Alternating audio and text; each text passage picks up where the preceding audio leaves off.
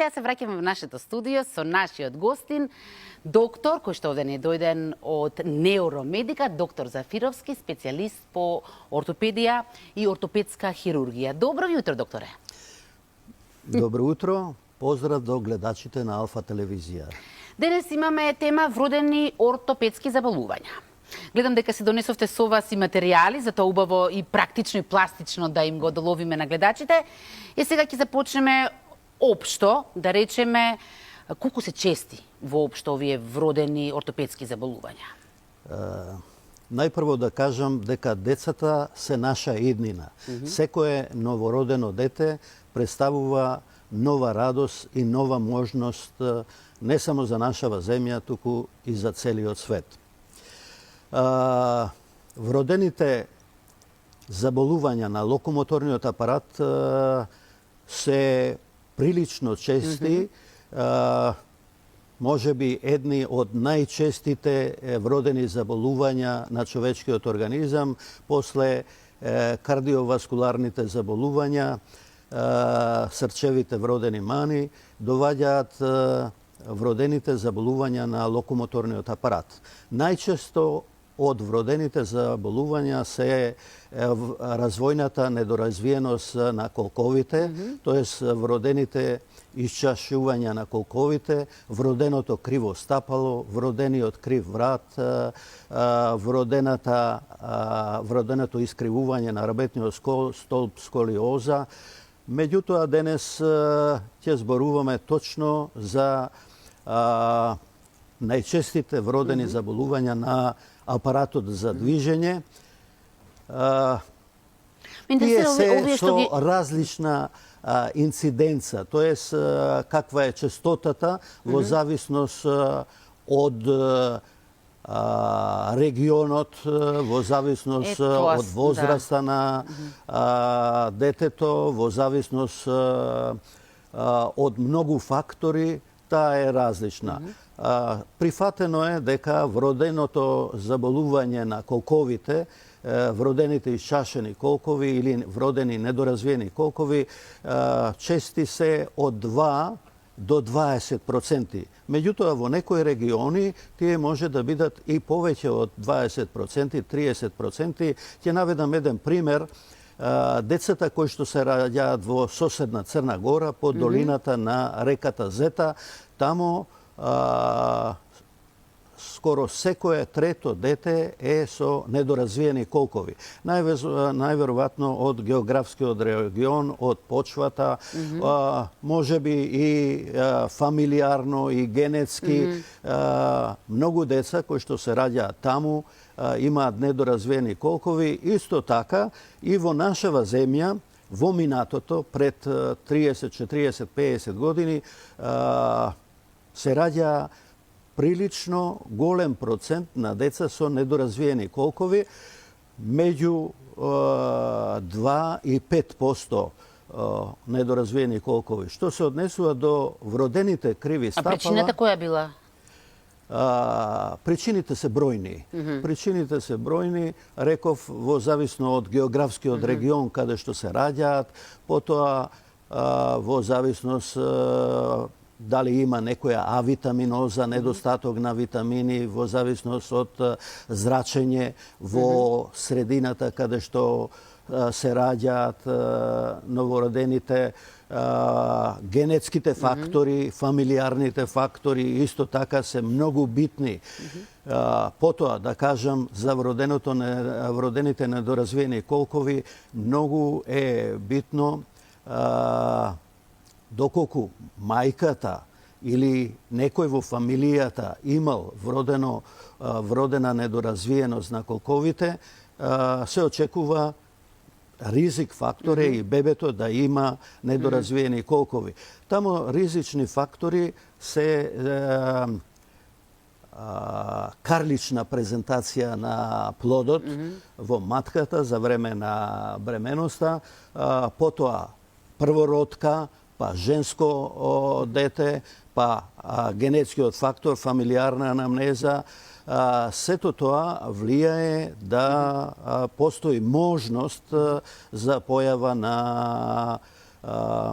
недоразвиени колкови или појава на вродено криво стапало или појава на вроден крив врат и другите вродени деформитети на Да, ќе локомоторниот зборуваме апарат. поединечно за секој од овие заболувања, смеам да кажам аномалии, може и така и аномалии. Точно така, тоа се вродени породилни аномалии кои што се јавуваат.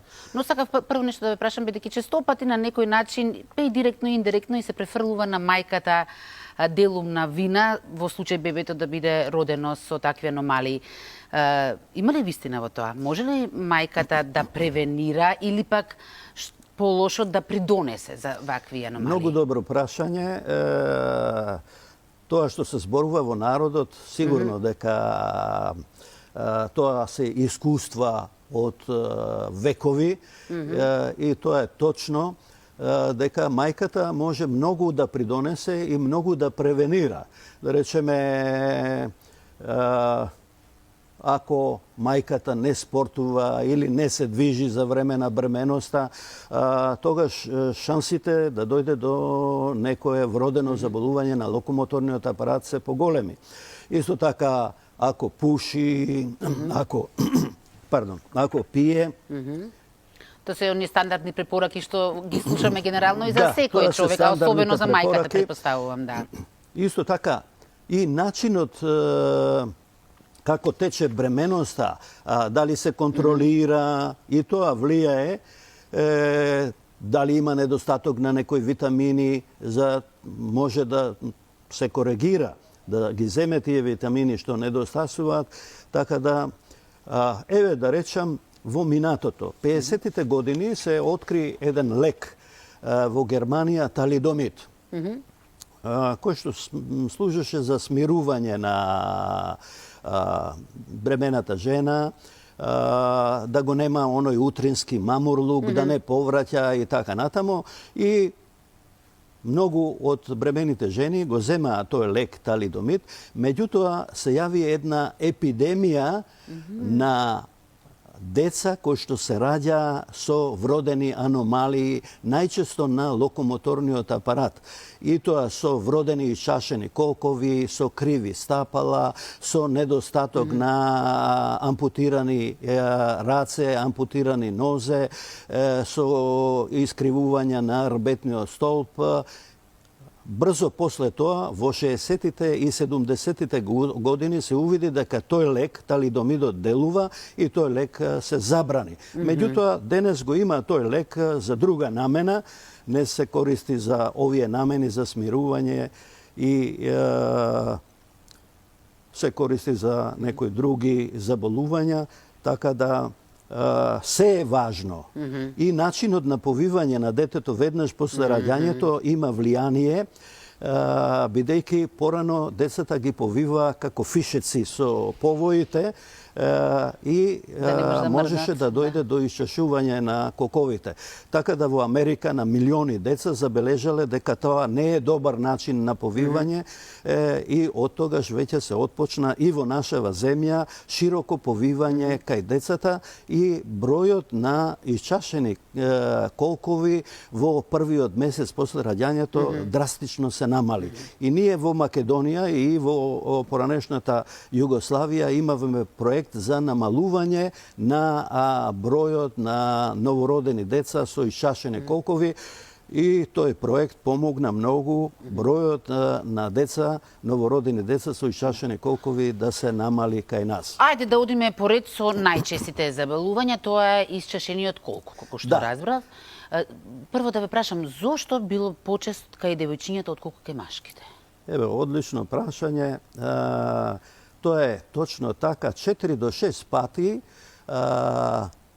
вроденото исчашување на колкот е почесто кај женските деца отколку кај машките деца. Се уште не се знае точната причина, меѓутоа се претпоставува дека кај женските деца за време на бременоста и веднаш после пороѓајот повеќе женски полови хормони влегуваат во нивниот организам, стануваат лабави лигаментите, зглобните капсули и многу лесно може да дојде до исчашување. За разлика од нив, кај машките не доваѓаат исто така голем процент на женски полови хормони од мајката кај машкото дете и тамо да речеме се поретки 4 до 6 пати исчашувањата на колковите.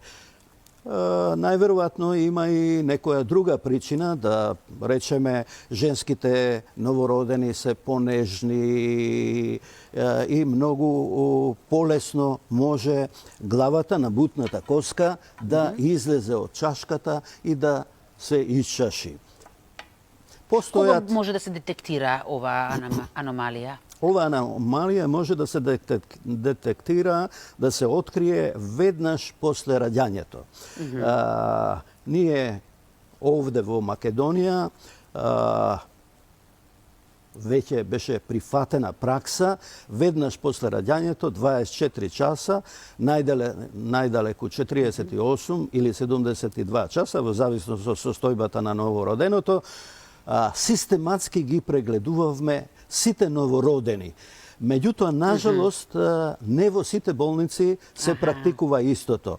Така да остануваат доста деца кои што не се прегледани ни првите 6 месеци, а некои дури ни по проодувањето после првата година и кај нив се откриваат недоразвиени колкови, исчашени колкови, кога детето почне да оди, накривува на болната нога и тогаш се забележува. Иначе ние раната детекција претпоставувам дека е клучна, така? Раната детекција точно така е клучна и најважна за исходот на лекувањето кај вродената недоразвиеност на колкот. Бидејќи ако не се лекува детето, до што може да доведе?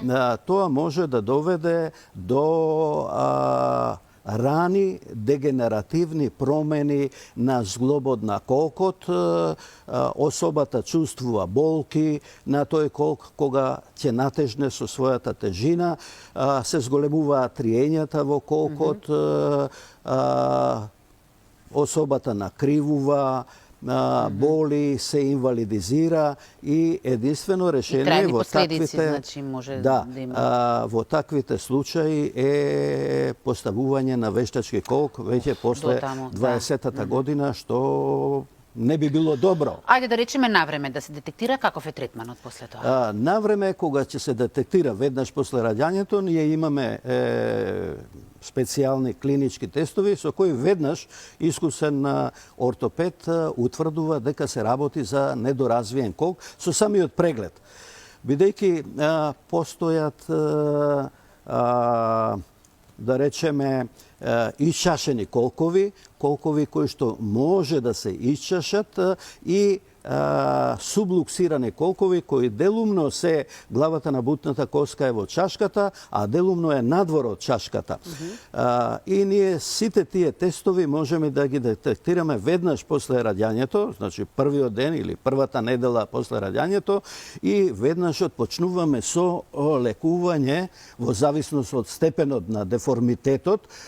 Поставуваме вајкертови гачички со кои колкчињата се расшируваат и главата на бутната коска се наместува, се центрира во чашката и тоа трае, да речеме, месец, 2 месеци. После тие 2-3 месеци се подобрува состојбата. Ако има потреба и понатака, се поставува еден друг апарат, Хилгенрајнеров апарат, кој што е покрут од овие гачичките или павликови каевчиња и очекуваме до година дена до проодувањето детето да се излечи, да воопшто нема никакви последици, никакви трауми и така натаму. Меѓутоа, ако до година дена не постигнеме добар резултат со овие конзервативен начин на лекување, тогаш се применува оперативно лекување, се мести колкот во чашката и се поставува гипсена имобилизација за 2-3 месеци, а после се продолжува со овие ортопедски помагала и детето се излечува на тој начин. Меѓутоа, ако не се открие, а постојат такви случаи, Во тој случај? во тој случај детето продолжува да оди, мал се накривува, станува возрастна особа, доваѓа до поголеми триења, оштетување на зглобната рскавица, пациентот се инвалидизира и нема друго решение сем вградување на вештачки колк. Втората најчеста, за жал времево ни тече, втората најчеста била искривениот врат. Втората најчеста е деформирано криво стапало. Добро, значи погрешно ми информирал интернетот. Да. Стопалото, Тука значи. се, близко се едно до друго, така Нека да не се надпреваруваат, да. Стопалото. Вродено криво стапало е 2 пати почесто кај машките новородени деца. Најверојатно тука влијае генетскиот фактор, пенетрабилноста на генот кој е одговорен за развиток на долните екстремитети кај машките е 2 пати поголема од женските. Што значи вродено криво стапало? Тоа е така наречено конско стапало. Стапалото е помало, деформирано, надворешниот драп е спуштен, внатрешниот драп е подигнат, предниот дел на стапалото е комплетно искривен. И доколку се остави така, останува тешки последици, накривувања, болки, дегенеративни промени. Меѓутоа, денес, благодарение на нови техники во лекувањето, ние сега ги лекуваме по најновата метода, по понсети, и тамо раното отпочнување со лекување значи излекување. Се поставуваат етапни гипсени редресмани надколени на болниот екстремитет. 5 такви гипсени редресмани еднаш во неделата и после петиот редресман, петото гипсање, комплетно стапалото се нормализира.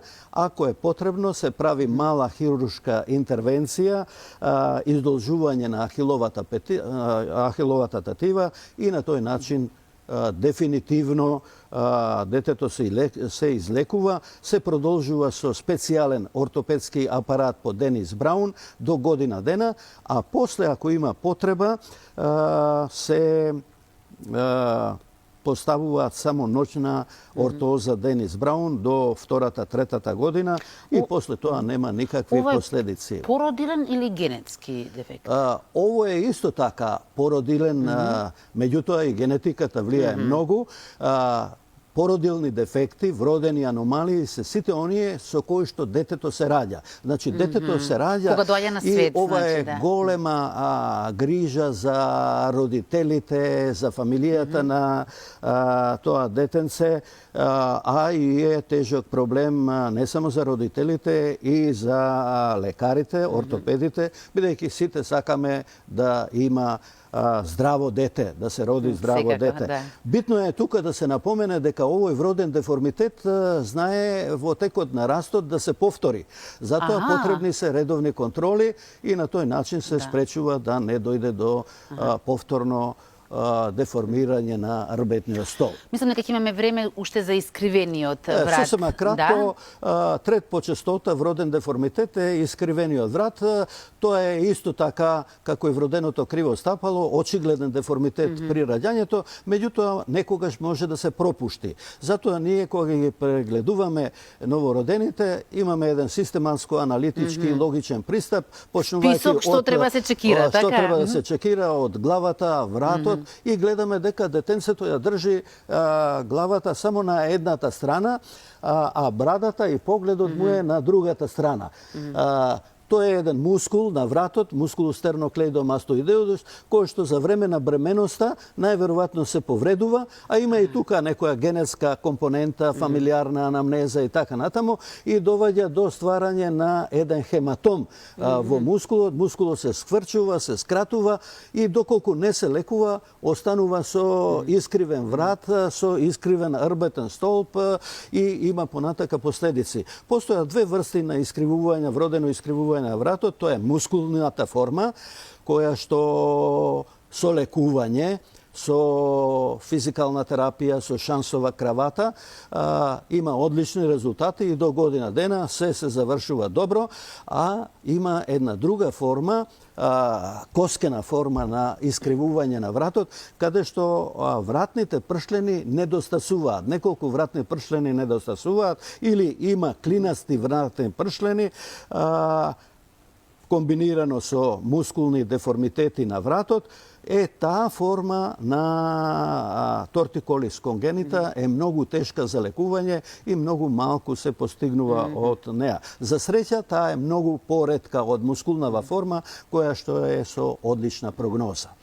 Да заклучиме дека сепак раната детекција е најважна, што значи треба да родителите уште од најрана возраст на редовни контроли, за да може сето тоа да се излекува.